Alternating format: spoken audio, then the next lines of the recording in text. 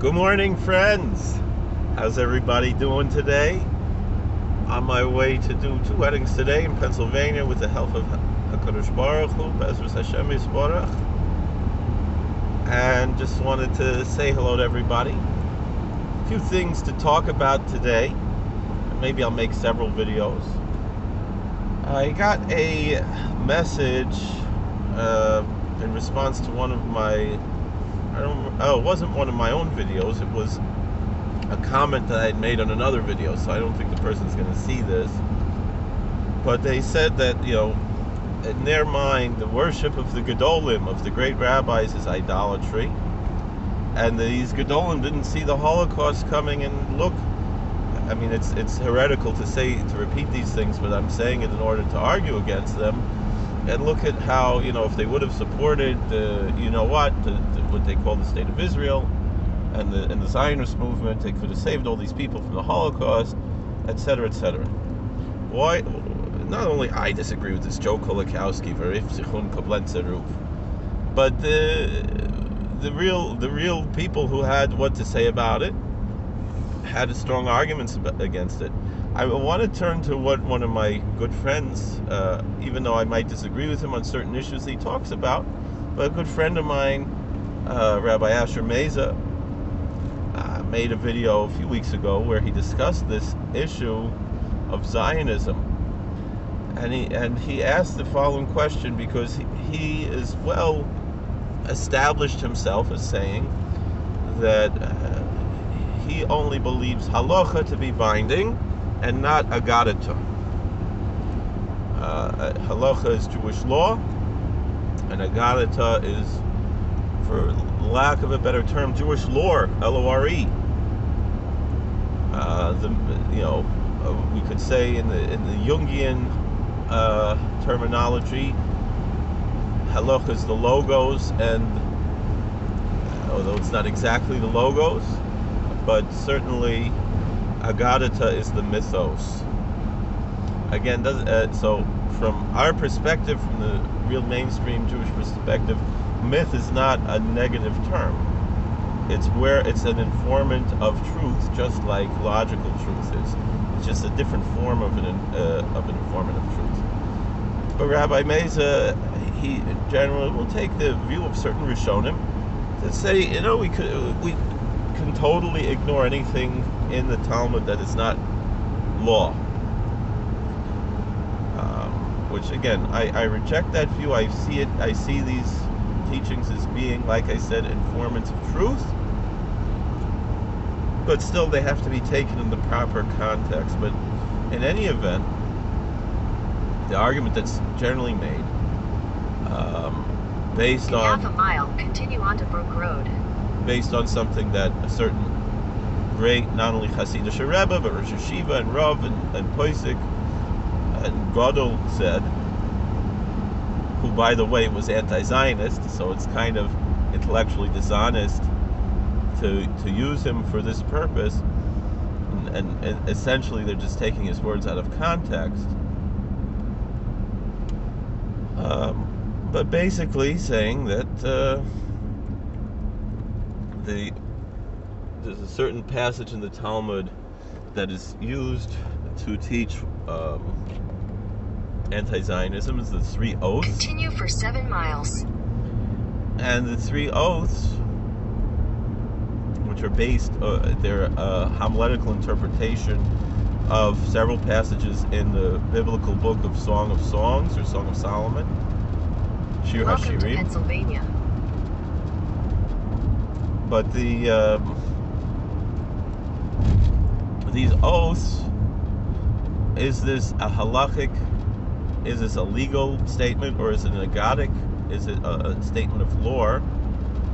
And the answer that this one rabbi gives is it's not a statement of law, but of lore. It's not halacha, it's agadato.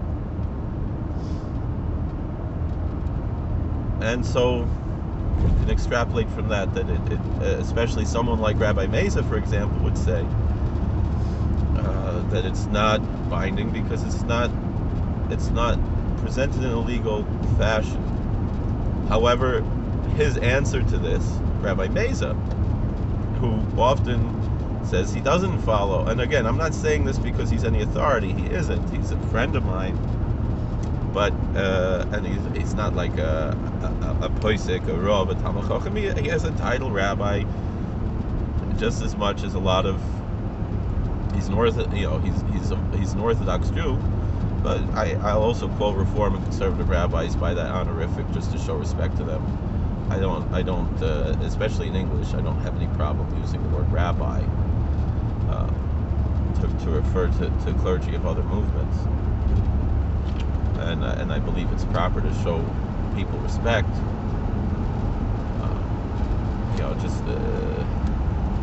But in any event, the reason why I'm quoting him is I'm saying a davar b'shem Amrei, because what he's saying is true, and he said it recently, is that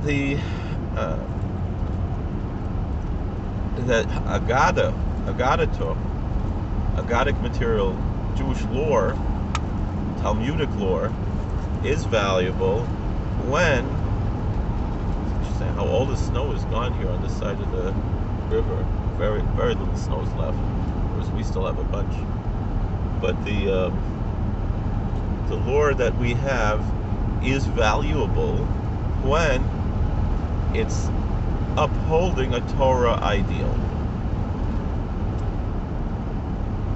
That meaning ideology, according to the way Rabbi Meza teaches, has to come from the Pentateuch, not even from the other books of the Bible. Meaning the other books of the Bible also come to support the Pentateuch, to support the Chumash, the Torah, Chamisha Chumshei Torah, 5 books of Moses. And so his argument is that the idea of exile and redemption is a biblical idea, is a Torah idea that the 3 oaths are supporting.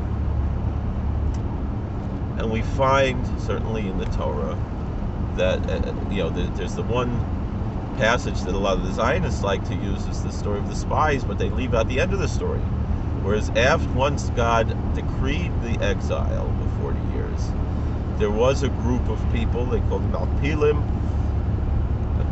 who went up to try to conquer the Holy Land, and they were all killed.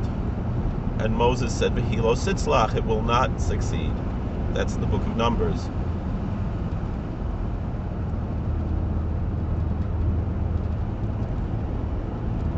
And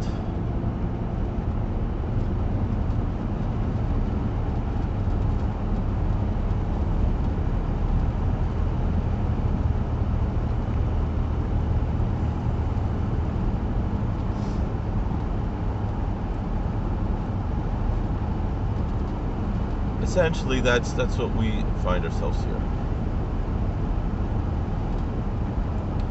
Is that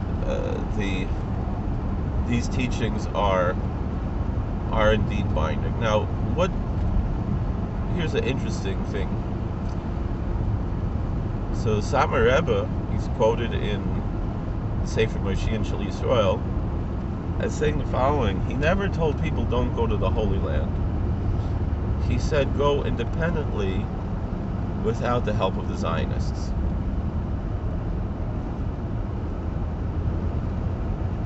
And not only without the help of the Zionists, but that we should not be, the Zionists should not be doing this in the way that they're trying to have an independent country, but rather put yourselves on the mercy of the British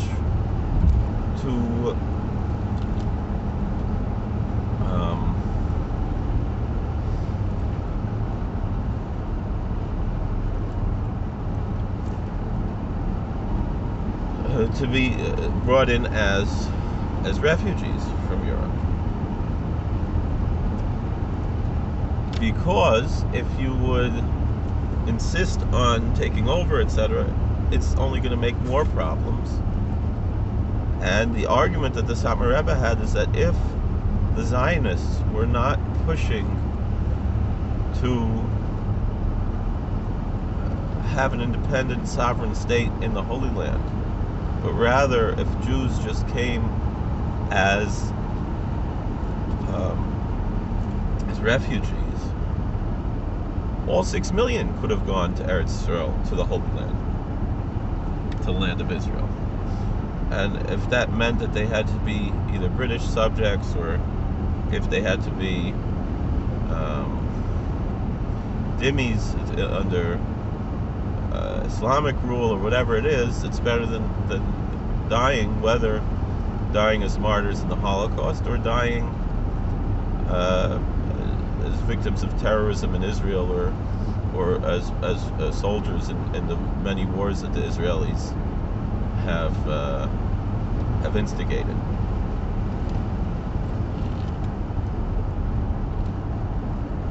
Now,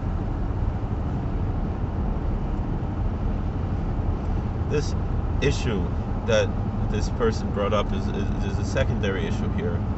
The worship, he feels that the worship of gedolim is idolatrous. Now there's two sides to this. There's the more like Hasidische, veneration of saints. That's and it's not only Hasidim, the Sephardim, everybody. How many people today are going to make a pilgrimage to the grave of the Baba Sali, and today's the yard site of the Holy Baba Sali, one of our great saints. In a quarter mile, turn left to stay on Pennsylvania 434 South.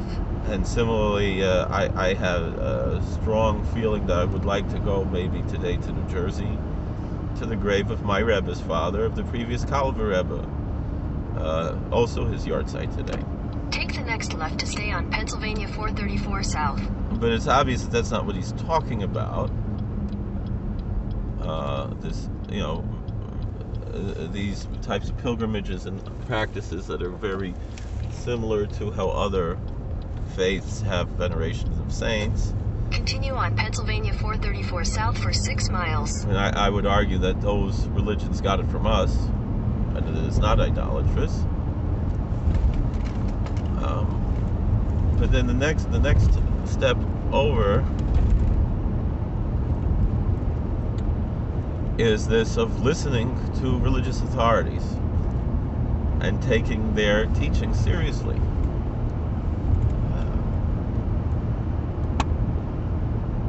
Well, the fact of the matter is you need some kind of authority. Who made heretics, atheists, Marxists the leaders of the Jewish people? I certainly didn't, and I don't recognize them, and I'm talking about the Zionists. That they are heretics, atheists, Marxists, and yet somehow they have some authority over our religious authorities? How does that make any sense?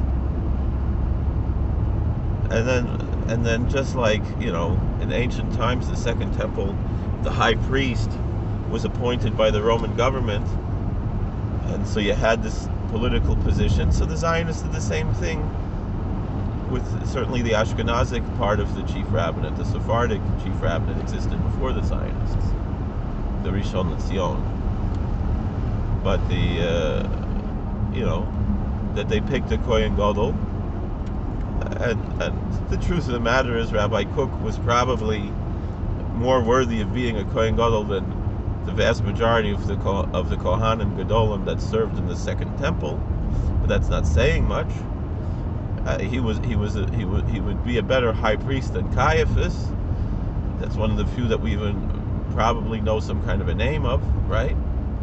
Because they died every year when they went in the temple because they were not worthy, and we only know about Caiaphas from Christian sources, not from Jewish sources.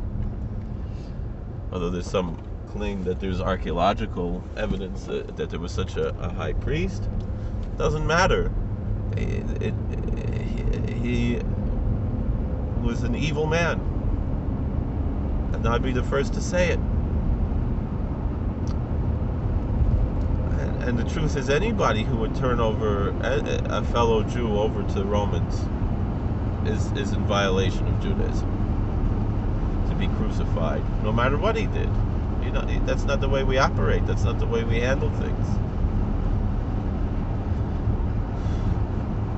Even if his claims were problematic or or or even heretical, which the truth of the matter is there's very little. Most of the things that seem to be heretical in what the Christians call the New Testament probably were added later. And anyway, there's very little,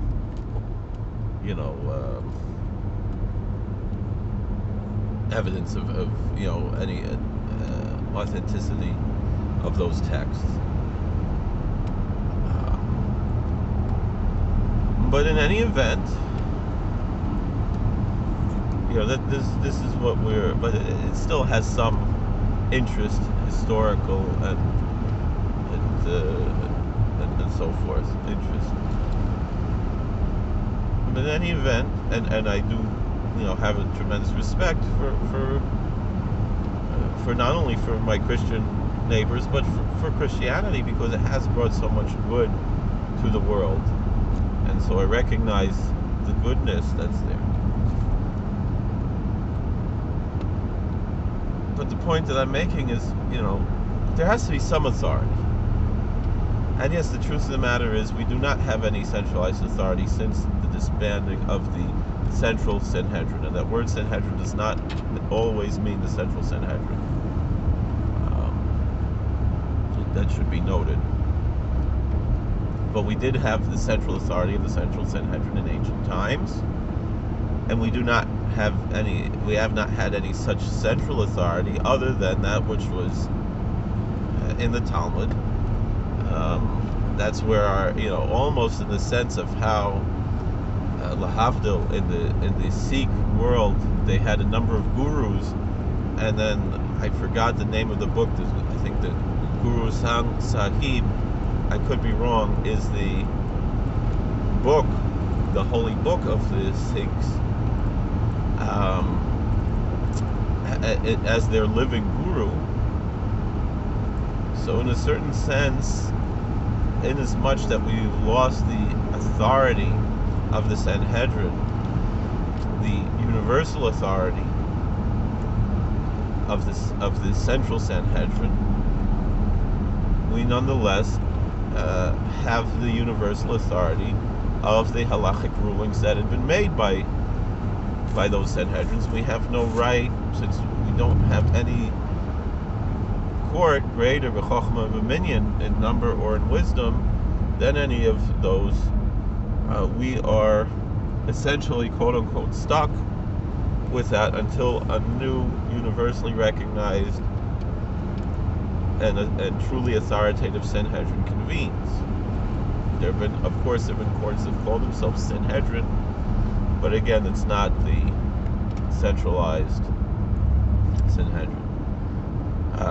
But there has at the very least, each community, Judaism is not monolithic. Each community is essentially congregationalist in nature, in the polity. And so you do have local authorities. In a quarter mile, turn left onto Pennsylvania 739 South. A local rabbi has authority in his community. And then beyond that, as long as that rabbi is in line with, take the next left onto Pennsylvania 739 South, with the rulings of Chazal, of the Sanhedrin. And in general, it's been accepted in most of our communities that the Shulchan Aruch has authority, and the various commentators that are based upon the Shulchan Aruch have authority, and so we have that as well, the authority of the Shulchan Aruch, which is not continue on Pennsylvania 739 necessarily South for half a mile, universally binding, but has been accepted as such. And essentially it's a codification of that which we have in the Shulchan Aruch, and what we have from Chazal, and what's generally understood is that the things that the Chazal brought are the things that are binding. And there are in a quarter mile, turn right onto the I-84 West ramp to Scranton. There are other customs mentioned in the Shulchan Aruch that are not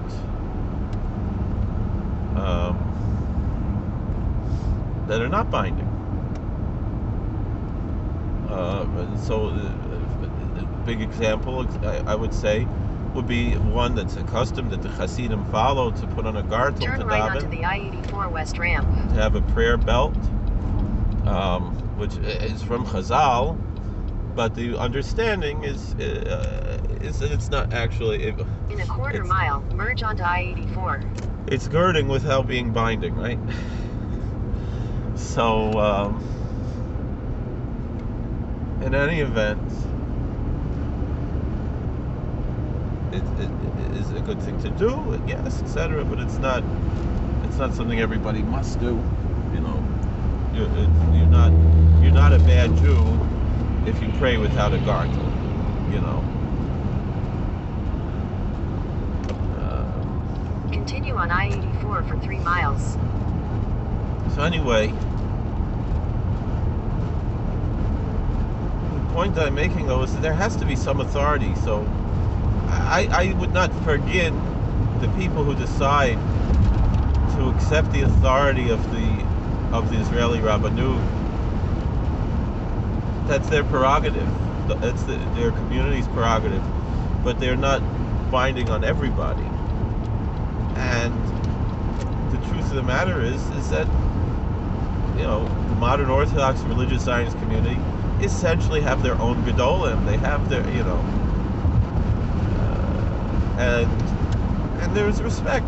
You know, there's respect in the ultra-Orthodox world, even if we disagree with certain things that they might teach politically and ideologically. But there's a tremendous amount of respect, let's say, for Rabbi Herschel Schechter. In 2 miles, You know, take exit 30 for Pennsylvania 402 toward Blooming Grove, Porter's Lake. Who is a student of Rabbi Soloveitchik, and again, that was the gadol of the modern Orthodox, you know. And so is it idolatrous in the mind of this person who made this statement if somebody you know, follows a gadol that you happen to agree with, like Rabbi Cook or Rabbi Soloveitchik or so forth, even though, again, we have problems with both of them, whether ideologically and so forth. But, you know, it's not, it's just because you don't like what this gadol said is why you're saying that you think it's idolatry. It's not because you actually think that, you know. So, but there has to be some kind of authority, somewhat, you know, and that's why I say, you know, Usher Mace is not an authority, and you know, there has to be somewhere. And the thing is, all right, it's complicated. I understand. In half a mile, take exit 30 for Pennsylvania 402 toward Blooming Grove, Porter's Lake. But everyone has the prerogative to follow their gedolim. That's kind of the way I understand it. I remember, and the truth is, you want to get maybe the most radical Zionist who Take still exit 30, knew how to learn a little bit. Pennsylvania 402 Meir South. Kahana, right? Meir Kahana, he said that everybody has the right to follow their gadol, their posek. And so he says he doesn't have a problem that Satmar was following the Satmar Rebbe. That's what they're supposed to do. If you're part of that community. Turn left onto Pennsylvania 402 South. You know, he explained we don't have a Sanhedrin today, and so therefore, you know, if he gave an example, if all the Gedolim said one thing and the Belzer Rebbe said something else, the Belzer Rebbe would the Belzer Hasidim should follow the Belzer Rebbe. All right, I gotta go. 402 South